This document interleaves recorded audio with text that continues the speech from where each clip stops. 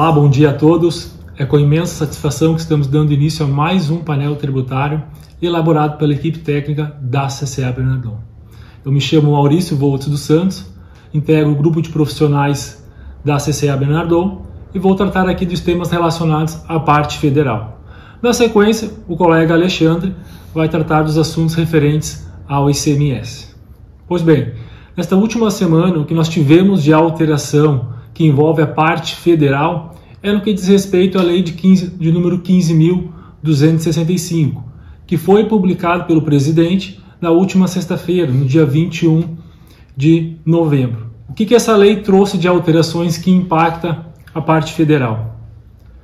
Dentre outras alterações, a principal que nós gostaríamos de levar ao conhecimento de vocês é que o governo reinstituiu o regime de atualização e regularização patrimonial. O que diz esse regime especial?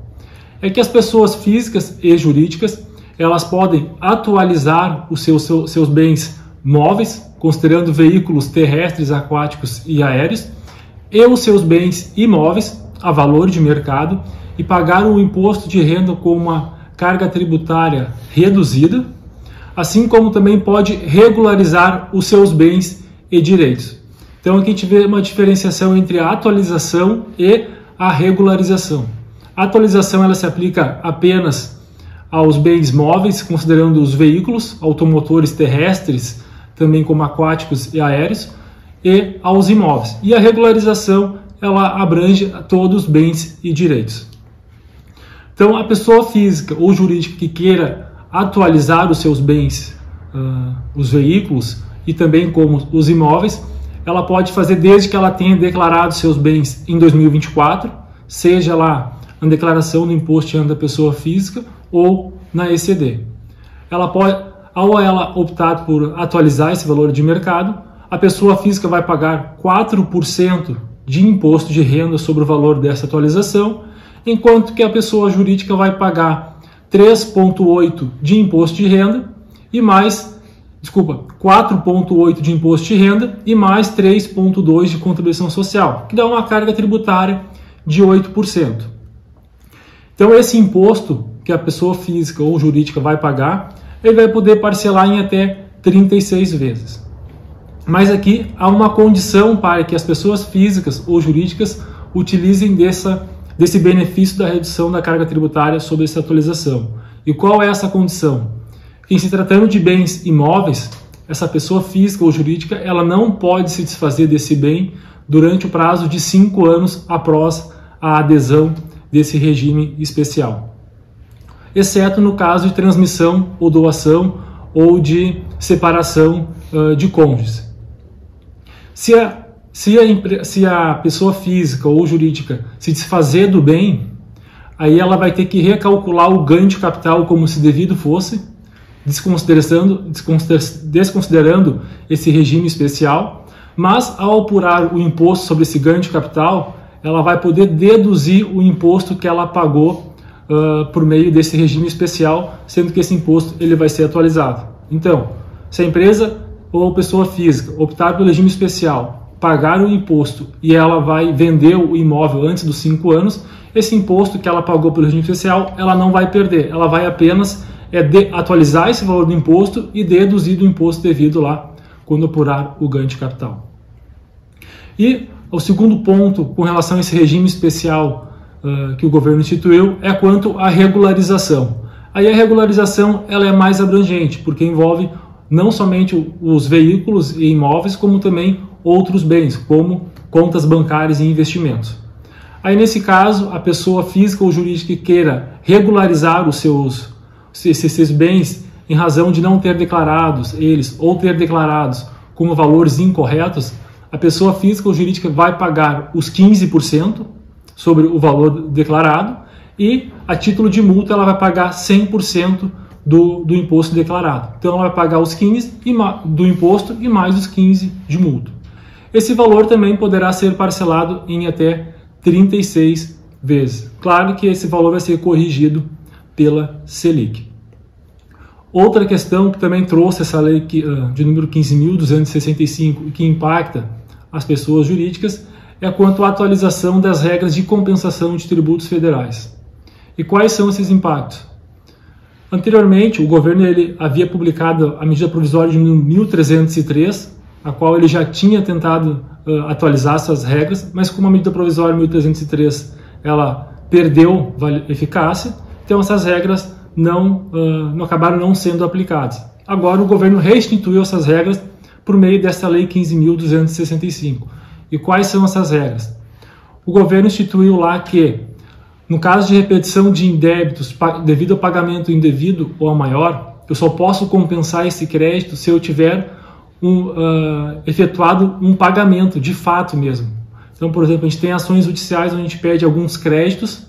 Se naquela ocasião eu estou pedindo uma repetição de indébito para o meio judicial, eu só vou poder habilitar esse crédito na Receita Federal se eu tiver efetivamente um desembolso de caixa com aquele crédito tributário. Senão o governo está dizendo que eu não posso repetir aquele débito, né, pago indevido ou a maior.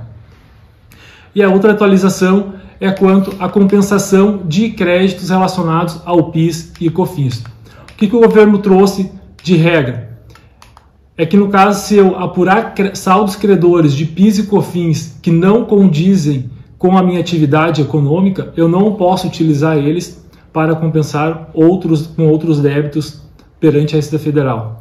Por que o governo instituiu esta vedação? Porque muitas empresas estavam criando planejamentos tributários onde tinha uma empresa com créditos acumulados e elas faziam algumas incorporações ou criavam-se de artifícios ou criavam alguns mecanismos para utilizar esse saldo credor de uma empresa para compensar débitos de outra empresa. Então a Receita Federal acabou impedindo esse procedimento que as empresas vinham fazendo, mediante essa vedação, que se o saldo credor de PIS e COFINS não tem relação com a atividade operacional da empresa, a empresa não pode utilizar esses saldos credores para compensar com outros tributos. Então, com relação à parte federal, seriam esses os apontamentos que nós gostaríamos de transmitir a vocês. E agora eu passo a palavra para o colega Alexandre, que vai tratar dos assuntos relacionados ao ICMS. Eu desejo a todos uma ótima semana e um abraço.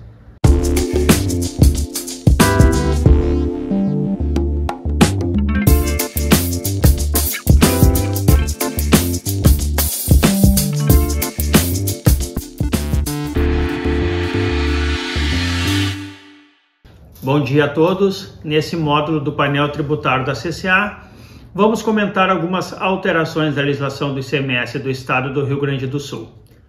O assunto em destaque hoje refere-se ao programa Refaz Reconstrução 2. O governador Eduardo Leite assinou na quarta-feira, 19/11, o decreto 58.468, disciplinando as condições necessárias para que as empresas possam aderir ao programa Refaz Reconstrução 2. Este programa serve para regularizar os créditos tributários decorrentes do ICM e do ICMS perante a Receita Estadual, constituídos ou não, inscritos ou não em dívida ativa, inclusive ajuizados, vencidos até o dia 28 de fevereiro de 2025. Esses créditos poderão ser pagos exclusivamente em moeda corrente nacional, vedada a utilização de depósitos judiciais, com redução de até 95% dos juros e das multas e seus respectivos acréscimos legais, devidos até a data de ingresso do sujeito passivo no programa, nos termos deste decreto. Fica vedado o enquadramento no programa dos créditos tributários que tenham sido objeto de pedido de compensação homologado, ressalvado o saldo decorrentes de compensações, integralmente garantidos por depósitos, seguro-garantia ou fianças bancárias, ou os embargos à execução que tenham transitado em julgado favoravelmente à Receita Pública Estadual, de sujeito passivo que esteja submetido ao regime especial de fiscalização.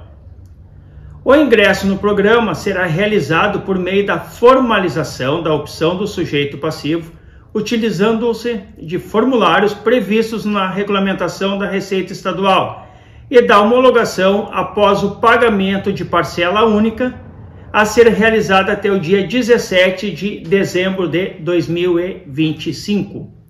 A formalização do pedido de ingresso no programa implica o reconhecimento dos créditos tributários neles incluídos, ficando condicionado à desistência de eventuais ações com renúncia ao direito sobre o qual se fundam nos autos judiciais respectivos e da desistência de eventuais impugnações, defesas e recursos apresentados no âmbito administrativos.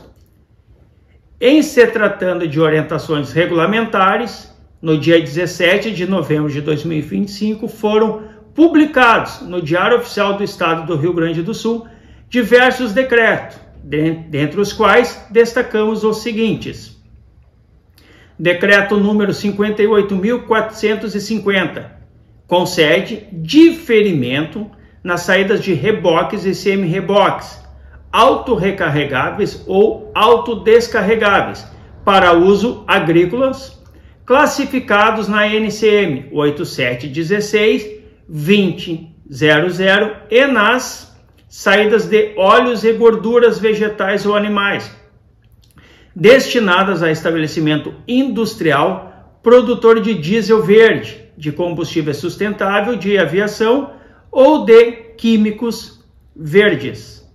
Decreto 58.451 reduz, a partir de 1º de janeiro de 2026, de 17% para 12%, a alíquota do ICMS incidente sobre veículos novos classificados nas posições 8701, 8702, 8703, 8705 e 8711 da NCM e promove ajustes técnicos correspondentes. Decreto 58.452 acrescenta hipótese de creditamento fiscal nas saídas em devoluções de mercadorias por microempreendedor individual, MEI, por ocasião da devolução ao estabelecimento de origem das mercadorias. Decreto 58.453 revoga a hipótese de não aplicação do diferimento do pagamento do imposto, sem a transferência da obrigação tributária correspondente, total e parcial, quando destinada a estabelecimento inscrito no CGCTE, na categoria geral, de contribuinte que tenha mais de que um estabelecimento no território nacional e que não tenha efetuado a opção prevista no livro 1, artigo 4º, parágrafo 3º do regulamento, assim como revoga a disposição sobre a comunicação de inexistência de outro estabelecimento do mesmo titular. Decreto 58.454 amplia a isenção de ICMS concedida às operações com ônibus, micro-ônibus e embarcações destinados ao transporte escolar, às aquisições realizadas pela União e promove ajuste técnico do benefício do não estorno do crédito fiscal relativo às entradas, cujas saídas sejam beneficiadas com a referida isenção. Decreto 58.455, ele atualiza o rol de mercadorias sujeitas ao regime da substituição tributária nas vendas pelo sistema porta a porta. Decreto 58.456 fica concedido no período entre 1º de janeiro a 30 de abril de 2026 crédito presumido de ICMS aos contribuintes que aportarem valores em projetos vinculados ao programa Pro Hospital do Estado do Rio Grande do Sul, equivalente a até 90% dos valores aplicados na construção, na ampliação ou na aquisição de equipamentos hospitalares destinados a hospitais filantrópicos, Santa Casas e hospitais públicos municipais e estaduais, que atenderem no âmbito do Sistema Único de Saúde, SUS. A apropriação desse crédito fiscal presumido não está sujeita aos limites e condições previstos nas notas 2 e 5 do caput do artigo 32 do livro 1 do Regulamento do ICMS do Estado do Rio Grande do Sul.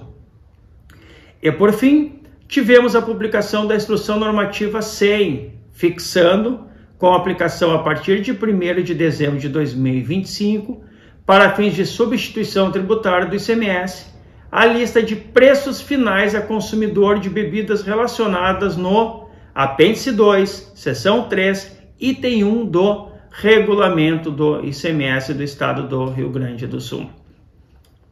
Seriam essas as informações da área fiscal quanto ao ICMS do Estado do Rio Grande do Sul que gostaríamos de transmitir aos senhores.